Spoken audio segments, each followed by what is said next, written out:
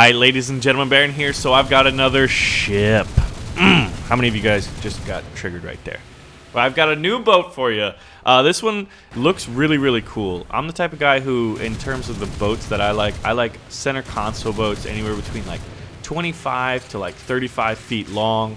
You put 3 to 4 outboards on it. You know, when you're in the 20s and early 30s, you'll put 2, but like those are the boats that I think just look badass. You know, put a couple bikini babes on it, get your rum and cokes, go to the sandbar, and you're gonna have a good day. But in War Thunder ships, this thing looks pretty cool, but I am slightly disappointed about it because the Japanese had a lot of really cool small destroyer-esque looking sub chasers that they used during World War II, and I thought for sure we would get a Japanese sub chaser. But instead we get this thing, which while it does look cool and it sounds interesting and it performs pretty well and the weapons are nice, it's a Japanese maritime self-defense force ship. It's not even an Imperial Japanese fleet ship boat, and it's got American torpedoes in the British 40mm Bofors. So it's not even introducing a new weapon system. And I thought for sure each ship was going to introduce one new weapon system. You've got PT-109 with torpedoes and 50 caliber machine guns, right? The PT-109 looks sleek. It's cool. It's iconic. You know, I get it. Then you had Project 1124, which introduced a lot of weapon systems, like, a T-34 tank turret and Katyusha rockets on it. That's pretty nuts in itself. That arguably is the most unique boat/ship that we have in War Thunder right now. Furthermore, there is the Fairmile D, which was cool because it introduced the 40mm the 40mm Bofors gun, automatic 40, and you know some of these. And then you had what was the P-183, Project 183, whatever it is, the other Russian one that came in, and that introduced twin or double 25mm autocannons. So each time we got to see a new weapon system with the boats. That being said, of course, there's still the prolonged and ever-present and overriding disappointment that the ships aren't big. And, you know, there's talk that, we're going to have up to destroyers, and maybe if CBT goes well, we'll get, you know, destroyer leaders and cruisers and stuff like that, right? But so, like, come on, man, where's the Japanese sub chasers? Where are they at? Why do we get this is like a reskin of American torpedoes in British autocannons. The boat looks awesome, yes. Will it be fun? But once again, I feel like Japanese is taking the shaft. Propeller shaft? Punny? You know, it's just taking the shaft right up the old bum hole here. And that's kind of disappointing. But what you're seeing in the background right now is actually high quality footage that we were sent. This isn't from Gamescom. This is Gaijin itself recording it in their super secret, you know, not even beta testing, like test servers that nobody's allowed on. Which I think while the Gamescom presentation is cool and they did it in a very conventional way, you could do things in a very unconventional way and get a lot of coverage and a lot of footage and a lot of transparency and marketing done as to what's been happening with War Thunder ship boats. I'm going to just call it that for now. War Thunder ship boats. All right. But, you know, like, I don't know. Anyway, a much bigger stream presence, but why don't we make War Thunder great again and have BaronVon Consultant? Because I think I got some pretty decent ideas. But anyway, and once again, we're gonna have the historical tidbits. We're gonna see the gameplay. We're gonna see the actual testing of PT-15, the Japanese self-defense force, maritime self-defense force, PT-15, which is an American-British ship piloted by brave Japanese sailors. Nonetheless, will this thing be honorable? I mean, probably. But so as we just passed 4 minutes and 20 seconds a few seconds ago, schwiggity schwag, we're gonna show off the stream footage of the PT-15. So it is shaky, it is low quality, but at least you got to see some high quality footage while I was blathering on. And you know, I didn't want to read the dev blog because this thing's cool. Yeah, it's got a Bofors, it's a complement of 28 people, impressive speed of 40 knots. Those are some bullet points, but I'm gonna just kind of sit this one out because I was expecting a sub chaser. So, ladies and gentlemen, let Gamescom tell you about PT-15. Here we go. PT-15, guys. I'm not gonna move it. This is actually the first time I'm seeing this in the demo. I saw screenshots before, yes, but I didn't really see it in action. Wow, that's awesome. Let's just start slow. So this thing has 34 people. So it's actually bigger than Fairmile. Look at this beast. Just look at it. Just look at those engines. Man, it's humongous. Awesome. Now, 3 guys on the bridge. 2 guys with guns here, cannons. Yeah, Silla's right there. Okay. So here we go. You know what? I gotta take a quick look in the chat. See what you guys got to say about it. Okay, hold on a sec. Oh, what? I forgot to. I think I forgot to switch over to the demo. Did I? We can't see. Okay, that was a little. It was a little joke. I'm sorry. Okay, finally, PT-15. I'm sorry about that. Let's take a look. So PT-15 is right here. I got so carried away, guys. You see, I also got passion for the game. Man, just do you hear the sound? The sound of its engines? This thing is crazy powerful. This is PT-15 of the Japanese Maritime Self-Defense Force. And, well, Japanese Imperial Navy, right? And then later, Japanese Maritime Self-Defense Force, because they no longer have a navy, as per their constitution. So don't get confused with the terminology here.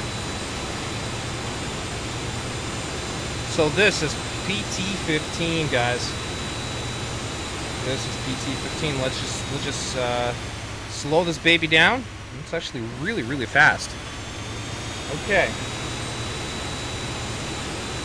So the Japanese Type 11 PT-15 Torpedo-Boat is the first ship we would like to present from the Japanese Naval Tech Tree. It's official. Let's take a closer look at it. So, after the end of the Second World War and the unconditional surrender of the Japanese Empire, the fleet from the land of the rising sun, once the mightiest in the world, was far from fully destroyed. Soon after the war, most institutions and departments of the naval forces were transformed into the Japan Maritime Self-Defense Force, and for a good reason. A maritime nation simply must defend its ocean territories. Today, the Japanese military fleet is one of the largest in the world and continues the centuries-old traditions of Japan's sea warriors. So let me just slow down a little bit as to not create so much noise. Let's just go slow. Okay, so stop. Let's just stop so you guys can take a look at it. I'm going to slowly spin the camera around so you can take this thing in. Let's just go ahead. Okay, ahead 1-3 ahead. Let's test out those torpedoes. Okay, 4 torpedoes at the same time. Let's take a look at those guns. Ooh, yeah. Oh, now we're talking. Now we're talking.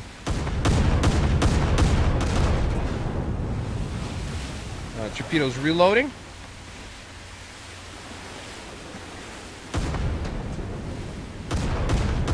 Guns take a while to rotate because they're manually operated. You see, they don't have hydraulic drives or electric motors to move them.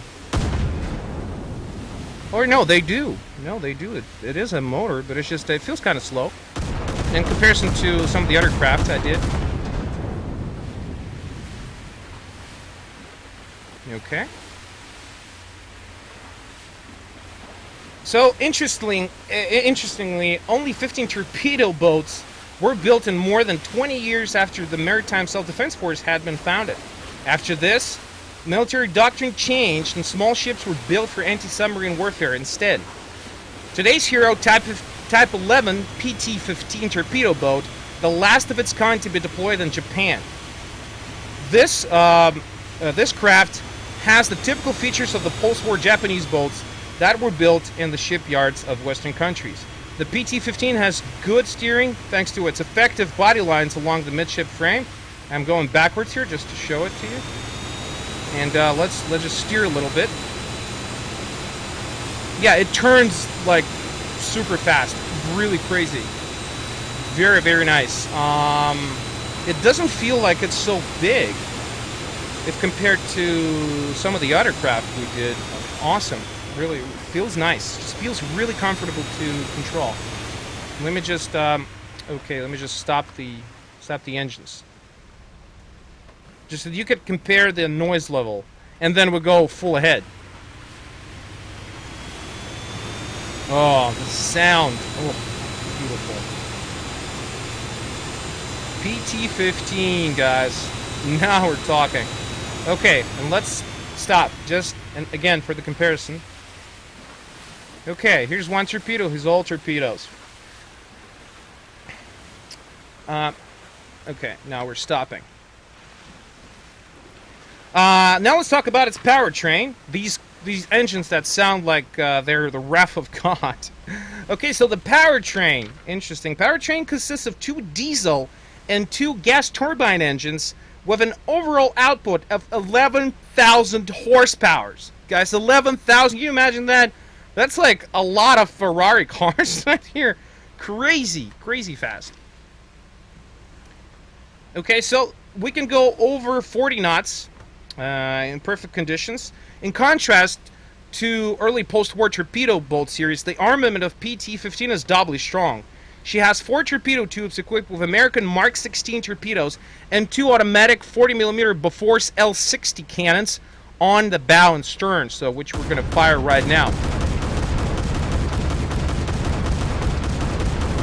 It also has a crew compartment of 34 people over here. You see 34? Right here. Beautiful. In spite of her solid armament and large exterior, this torpedo boat is always at the front thanks to its excellent maximum speed and work under. The PT-15 main task is to destroy naval targets regardless of their size, and the boat does this job admirably. Her 4 large and powerful torpedoes, each weighing at 1,800 kilos, are her main tool for destroying larger vessels. Apart from their impressive mass, these American torpedoes are renowned for their more powerful explosive capabilities. A direct hit from one of those torpedoes deals catastrophic damage. Her 40mm cannons and rotating armored mounts provide a means to tear enemy ships and light ground targets, artillery for example, to pieces. A single hit on an aircraft will almost always turn it into a fireball of debris and kerosene. So here's this. Now let's go back to PT-15. So this is PT-15 for you guys. 1,800 kilos. That's just almost like 2 metric tons. That's a big torpedo launcher, guys. A big torpedo launcher. So, okay, tell me what you think is what do you think this boat's going to be in action? What do you think is going to be like? What do you think? Okay. So, here's that. I'm shocked and amazed. Seriously, this is by far the biggest of them all. Even slightly bigger than Fairmount. That is amazing. Amazing. Okay. So, now we're going to take a little break,